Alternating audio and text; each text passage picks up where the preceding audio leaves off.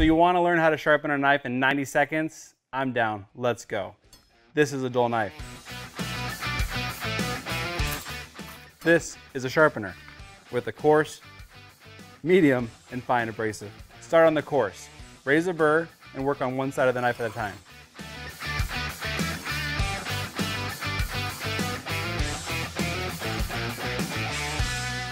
Then raise a burr on the opposite side.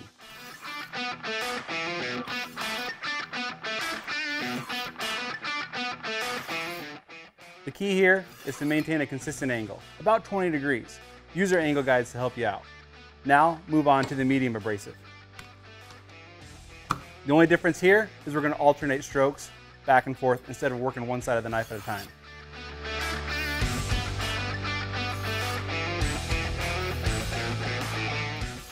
Now progress down to the fine. This time, light pressure.